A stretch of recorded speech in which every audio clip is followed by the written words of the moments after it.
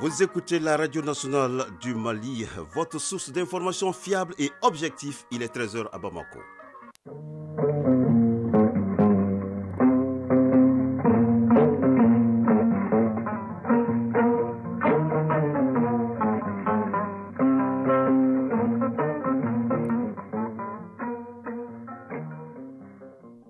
Le journal Aguibou Koulibaly. Les titres. La Russie a su prouver dans les moments difficiles son statut de partenaire traditionnel du Mali tant par sa fiabilité que par son dynamisme tout en respectant notre souveraineté. Propos du colonel Assimi Goïta au deuxième sommet Russie-Afrique à Saint-Pétersbourg. On en saura plus avec nos envoyés spéciaux en début de journal. À Ségou, le ministre de l'Agriculture était dans les zones office du Niger. Objectif échanger avec les producteurs sur leurs préoccupations majeures. La liste des signatures de l'autorisation d'achat de l'engrais subventionné, la disponibilité de l'engrais et l'insécurité. Les détails à suivre. En sport, l'équipe nationale de Kung Fu Wushu a obtenu 21 médailles lors du 8e championnat africain à Abidjan en Côte d'Ivoire et en Afro-Basket féminin Rwanda 2023. Le Mali a reçu son entrée en matière en dominant l'Ouganda 80-66. Et en fin d'édition, dans la chronique culture et société, Alpha Maïga nous découvrira les Amazones de l'INA. Voilà pour le sommaire, tout de suite, le développement. Bonjour et bienvenue sur la radio nationale. Nous sommes samedi 29 juillet 2023.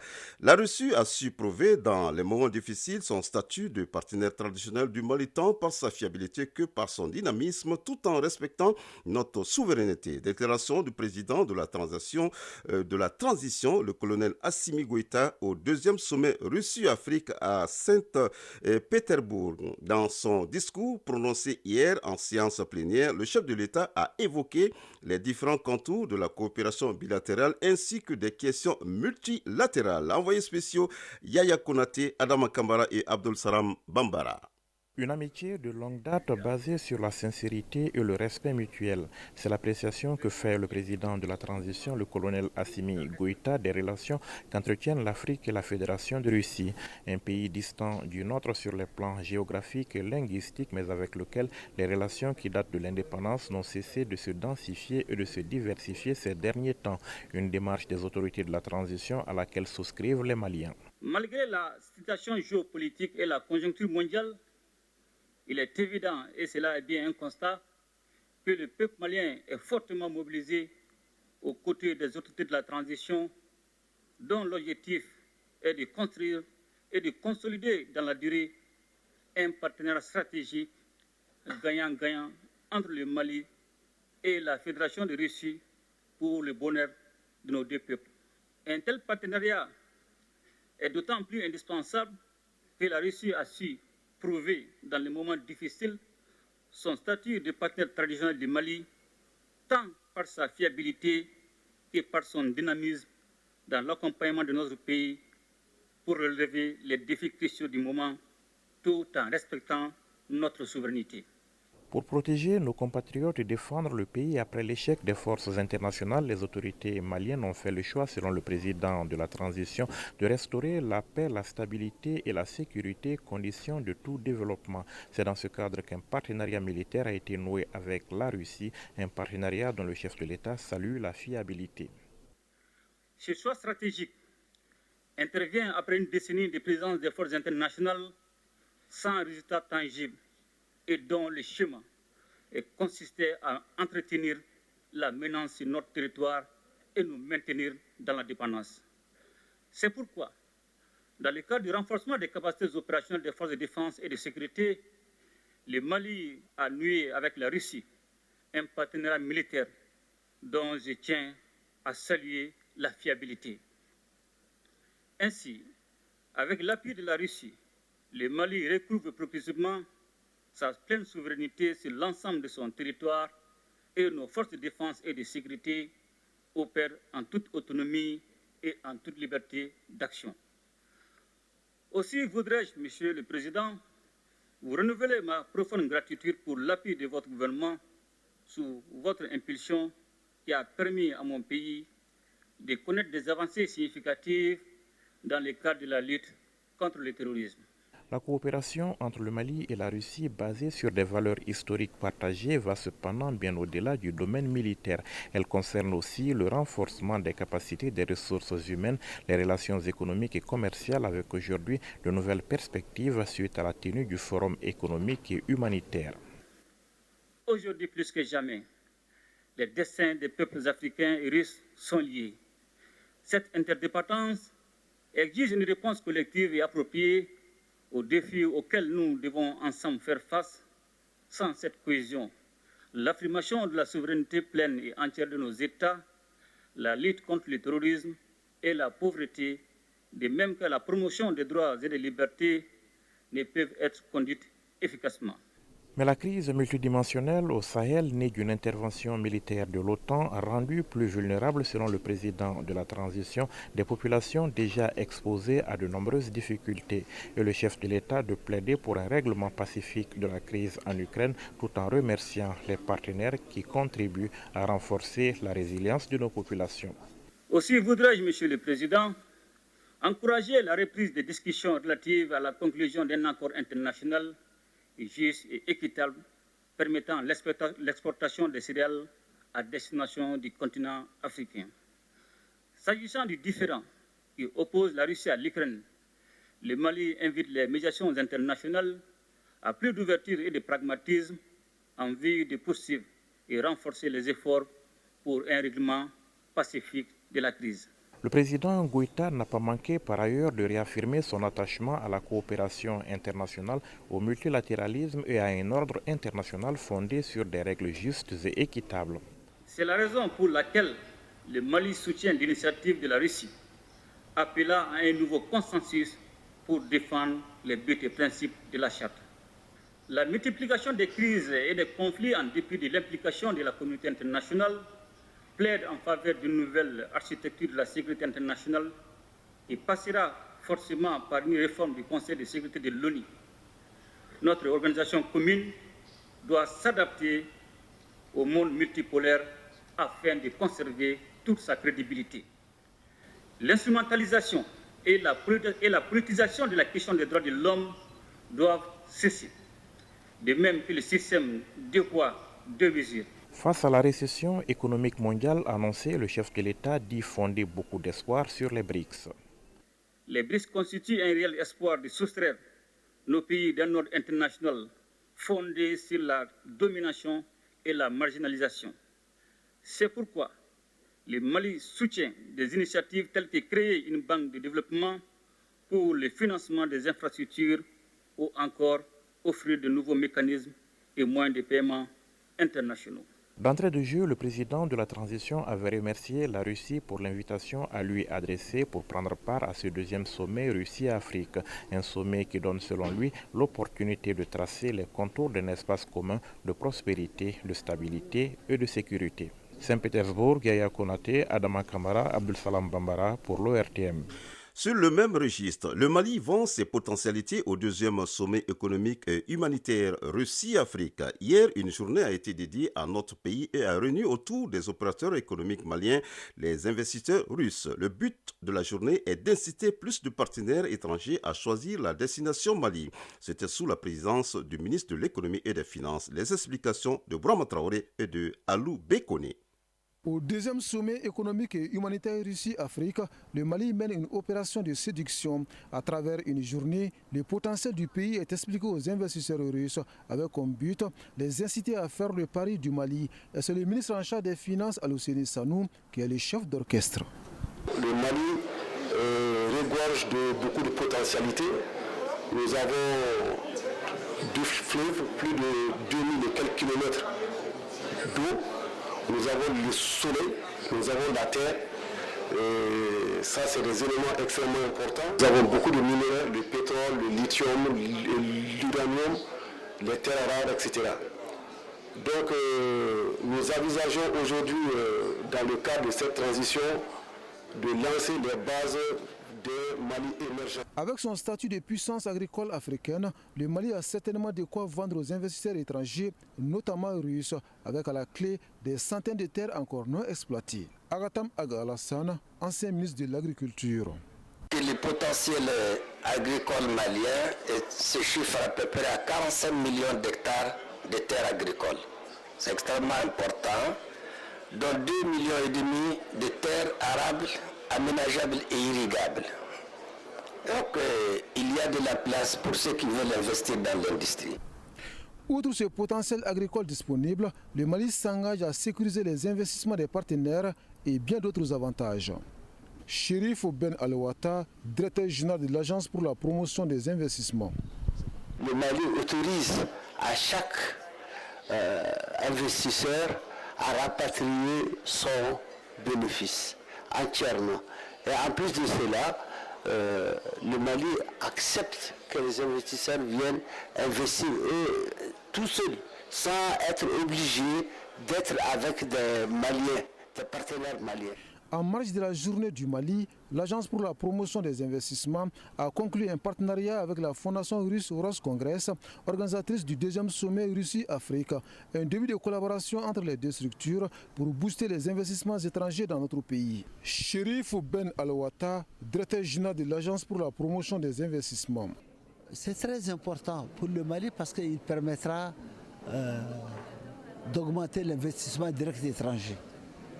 L'idée, si l'investissement direct étranger augmente, ça veut dire que le PIB, le produit intérieur brut, va augmenter, la croissance va augmenter, l'emploi va augmenter. Par cet acte, les secteurs privés maliens et russes veulent s'inscrire dans la dynamique des pouvoirs publics, celle de donner plus de poids à l'axe Bamako-Moscou. Saint-Pétersbourg, Brahma Traoré, Alou Kone pour l'ORTM. Voilà, la transition est toute trouvée pour ouvrir la page internationale de cette édition. Tout d'abord, au Niger, le général Abdourahmane Tiani, chef de la garde présidentielle à l'origine de la chute du président Mohamed Bazoum, s'est présenté hier comme le nouvel homme fort du pays. Après 48 heures de discussion, il s'est imposé face à un autre général. Pour certains, Abdourahmane Tiani n'était pas le bon choix. L'homme était trop proche de l'ancien président Mahamadou Issoufou. Le général Tiani, à la tête du Conseil national pour la sauvegarde de la patrie, a justifié le coup d'État de mercredi par la dégradation de la situation sécuritaire. Et enfin, au Sénégal, l'opposant Ousmane Sonko a été interpellé hier vendredi devant son domicile par le groupement d'intervention de la gendarmerie nationale. Le dirigeant du PASTEF, déjà condamné il y a 2 mois à 2 ans de prison par contumace pour corruption de la jeunesse, a été cette fois-ci mis en garde à vue pour vol de téléphone portable et appelle l'insurrection, précise le parquet de Dakar. Les avocats d'Ousmane Sonko dénoncent une accusation ridicule. Le procureur de la République près le tribunal hors classe de Dakar explique au début de son communiqué publié dans la soirée d'hier que depuis un certain temps, il a été relevé à l'encontre d'Ousmane Sonko des actes, des déclarations et des écrits sur plusieurs supports et en diverses circonstances. Retour au Mali. Le ministre de l'Agriculture était à Ségou dans les zones office du Niger où il a visité un champ à Béouani et tenu 2 rencontres à Nyono et à Ségou. Des rencontres avec respectivement les producteurs de l'ensemble des zones de l'Office du Niger et leur encadrement, les fournisseurs d'engrais, les autorités communales et coutumières, locales et régionales, ainsi que les services relevant de son département. Au menu, 3 préoccupations majeures, à savoir la liste des signataires de l'autorisation d'achat de l'engrais subventionné, jugé donc par les producteurs, la disponibilité de l'engrais et l'insécurité. ORTM Ségou, Ramata Kounati. Pour sa première sortie en région, le ministre de l'Agriculture s'est rendu dans les zones de l'Office du Niger, le plus grand bassin risicole du Mali, avec 25% de la production nationale. Lassine Dambélé visite d'abord le champ de riz de 4 hectares de Bakari Koulibaly à Béouani. Lassine Dambélé, ministre de l'Agriculture. C'est un champ qui est fait il y a 20 jours. Malheureusement, il n'a reçu que la fumure organique. Maintenant, il a son papier pour acheter de l'engrais.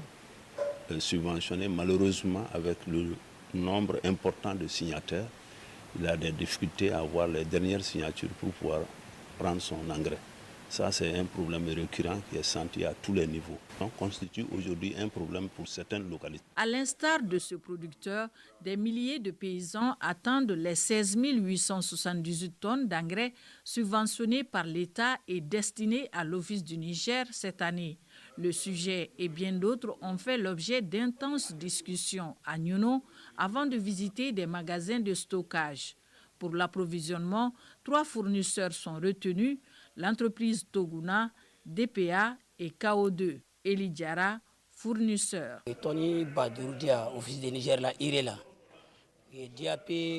Pour l'Office du Niger, je dois livrer plus de 6 000 tonnes d'engrais subventionnés, sur lesquels 1 800 tonnes sont disponibles aujourd'hui.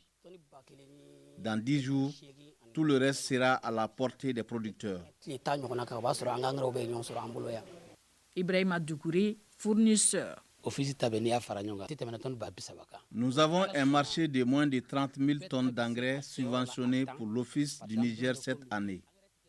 Tous les producteurs recevront à temps leur engrais. Lassine Dambélé, ministre de l'Agriculture. Ces magasins sont remplis d'engrais aujourd'hui. Si un fournisseur manque à ses engagements, que ça soit signalé et donné avec un constat, un rapport de constat qui peut être fait par la commission. Et une fois que le constat est fait, qu'il fasse une demande après investigation dans les environs pour voir s'il y a des fournisseurs qui disposent de l'engrais pour pouvoir satisfaire les gens, pour que le délai ne passe pas. Et j'ai prolongé de 10 jours. Outre cette rencontre, le ministre s'est entretenu cette fois-ci à Ségou avec les responsables de l'ensemble des services relevant de son département. Ici, les préoccupations majeures soulignées sont les mêmes qu'à Nyono. L'insécurité en dépit des efforts déployés par les forces de défense et de sécurité. Il est aussi question de mener la réflexion sur comment mettre fin aux problèmes liés à l'engrais subventionné. Ségou, Ramata Konaté et Karamogo Traoré pour l'ORTM. L'Office central de lutte contre l'enrichissement illicite au CLEI fournit au parquet général de la Cour suprême la matière à lutter contre le blanchiment de capitaux. Les 2 instruments, pour être davantage performants dans la lutte contre la délinquance économique financière, ont initié un cadre d'échange pour mieux coordonner leur action de lutte contre l'enrichissement illicite qui étouffe l'économie nationale. Les détails avec Aridou Matina. Autorité administrative indépendante exerçant des compétences de premier plan en matière de prévention, de contrôle et de lutte contre l'enrichissement illicite, le CLEI rend visite au parquet général de la Cour suprême pour une séance de travail. Les 2 structures fortement engagées dans la lutte contre la délinquance financière entendent coordonner davantage leur collaboration. Mamoudou Timbo, procureur général de la Cour suprême. Le CLEI agit à travers des rapports d'enquête qu'ils font parvenir à l'autorité chargée des poursuites pénales que constitue le parquet général de la Cour suprême. Donc, nous plaçons sa visite dans un contexte majeur de synergie d'action entre les structures chargées par la loi de lutter contre la délinquance économique et financière. La Cour suprême, à travers le parquet général, est un partenaire privilégié de l'OCLEI qui trouve opportun le cadre de concertation en vue de l'atteinte des objectifs. Dr Moumouni Guindo, président de l'Office central de lutte contre l'enrichissement illicite au CLEI. Ce cadre nous permet d'informer les autorités du parquet général sur nos procédures, nos investigations, comment nous les menons, en particulier comment nous respectons le droit constitutionnel qui est le droit de propriété, le droit au contradictoire, au respect du contradictoire, le droit de la défense pour que nos dossiers soient consistants, mais qu'ils soient conformes aux lois. Et en retour, nous allons pouvoir recueillir du procureur général et des autres membres du parquet général des orientations, des conseils, des observations pour améliorer davantage la qualité de nos dossiers. La politique pénale qui est menée au niveau suprême va être réorientée désormais dans un sens beaucoup plus efficace que par le passé, rassure le procureur général de la Cour suprême.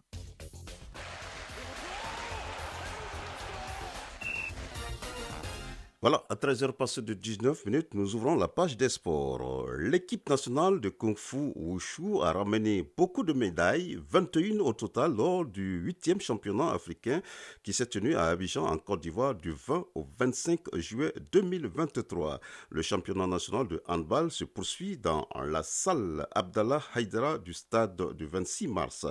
La 4e journée commence ce samedi dans le groupe A. Et puis, Afro Basket féminin Rwanda 2023, le Mali a reçu son entrée en matière. Les aigles basketteuses ont dominé l'Ouganda 80-66. Le développement de l'actualité sportive, c'est avec Famourou Djourti. Le Mali réussit son entrée à l'Afro-Basket féminin 2023. Les vice-championnes d'Afrique ont étrié l'Ouganda 80-66 dans le groupe C. Les Maliennes n'ont pas forcé pour s'adjuger cette victoire, même si les Ougandaises leur ont tenu tête en première période 37-33. La capitaine du Mali, Mariam Kankou Koulibaly, et ses coéquipières ont réussi à se détacher dans le dernier quart-temps. Elles prennent donc la tête du groupe en attendant le match entre le Sénégal et l'Ouganda ce samedi à 16h.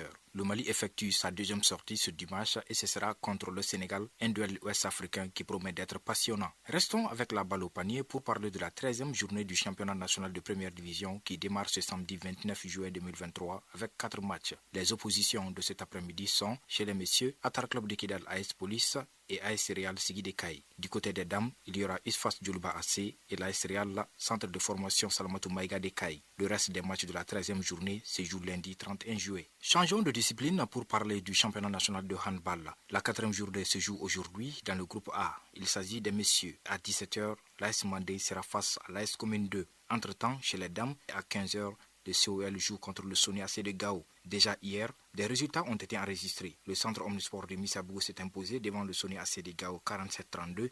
L'AS Mandé a battu le CMB 52-27 et l'AS Police a dominé le Tata de Sikasso 50-15. Du côté des dames, l'AS Police a été sans pitié du centre Omnisport de Missabougou 58-5. Le Sigui de Kai est tombé devant le centre Omnisport de Lafiabougou 52-42. L'équipe nationale de Kung Fu Wushu est de retour de la 8e édition du championnat d'Afrique qui s'est tenue du 20 au 25 juillet 2023 à Abidjan en Côte d'Ivoire. La délégation conduite par le président de la Fédération malienne de Kung Fu Wushu était composée de 21 personnes dont 16 athlètes qui ont su représenter dignement leur pays. Le Mali a terminé au pied du podium mais avec le plus grand nombre de médailles que les 3 premiers. Les athlètes maliens ont récolté 28 médailles, 1 en or, 12 en argent et 8 en bronze. La compétition s'est déroulée en taoulou et combat. La seule médaille d'or du Mali est à l'actif de Adam Diapkile obtenue en combat. 9 pays ont pris part au 8e championnat d'Afrique de Kung Fu Wushu. Il s'agit de la Côte d'Ivoire, pays hôte, du Mali, du Sénégal, du Burkina Faso, du Bénin, du Maroc, de l'Égypte et de la Tunisie. Chronique culture et société. Voilà, c'est demain, lundi 31 juillet 2023, que l'Afrique célèbre la femme africaine, la panafricaine. La chronique culture et société de ce jour fait un focus sur 4 jeunes filles de l'INA, toutes en section musique. Il s'agit des starlets, on les appelle les starlets, qui entendent apporter une nouvelle inspiration à la grande vague musicale dans l'optique de conquérir le cœur des mélomanes. Les Amazones de l'INA s'engagent dans le combat de l'égalité du genre. Alpha Maïga pour les détails. Dongi Koulibaly, Kadiatou Kone, Sogoba Diallo, un quart de jeunes filles, toutes en 4e année à l'INA en fin de cycle.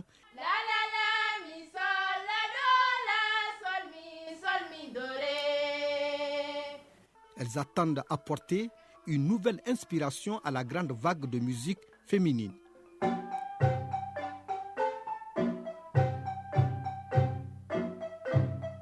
Les Bala, je dirais qu'elles ont ici à l'INA appris à jouer au Bala.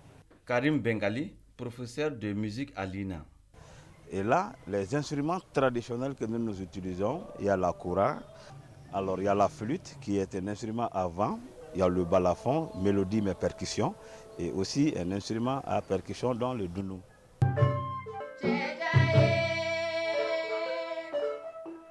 Sur fond de rythme ancien et de production moderne, les starlets de l'INA veulent voler de leurs propres ailes et conquérir le cœur des mélomanes.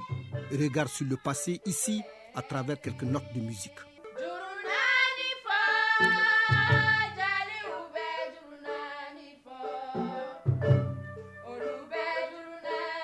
Bakarijan aujourd'hui, c'est vraiment une histoire de héros.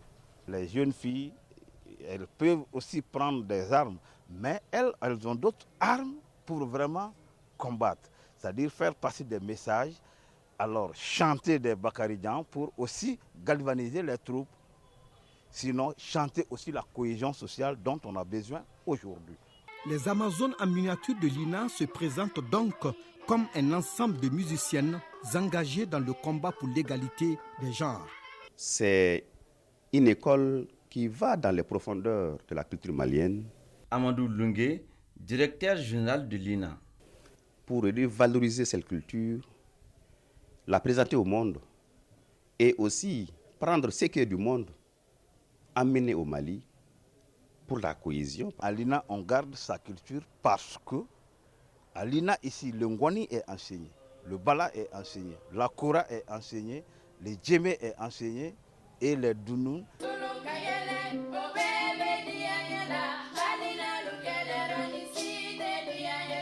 Ces 4 étoiles montantes de la scène musicale font briller leur nom avec des sons engagés d'instruments traditionnels décidés à atteindre le sommet de leur art comme leur dévancier des arts dramatiques. Souvenez-vous, le célèbre groupe Nyorolon qui n'a pas eu besoin du fonctionnariat de l'État public en animant les soirées dînatoires ou prestant dans les cérémonies publiques. L'idée est partie d'une classe parce qu'elles sont ensemble en classe de Bala. Elles sont restées soudées. Elles arrivent vraiment à jouer quelque chose de potable. L'Institut national des arts, comme son nom l'indique, c'est une école de formation artistique. Nous formons dans les arts et dans tous les arts. Un établissement scolaire qui se veut tout simplement fier de vivre notre culture. Une culture que Léopold Sédar Senghor disait être la civilisation en action ou mieux, l'esprit de la civilisation. L'école des beaux-arts, INA. Alors, cette chronique sur les Amazones de l'INA met donc fin à ce journal présenté par Agibou Koulibaly, mise en onde Alimata Ouattara. Une édition réalisée et coordonnée par Ousmane Dao. Sa mise en ligne est assurée par Sékou Traoré. Nous espérons que ces informations vous ont permis d'être au courant des événements marquant l'actualité. Restez à l'écoute pour découvrir davantage nos programmes sur la radio nationale. Tout à l'heure, le journal interrégional avec Youssouf Traoré, suivi des avis communiqués. Retrouvez Koumba Sissé à 22h30 pour la dernière édition de Mali Actualité. Merci de votre écoute et à très bientôt.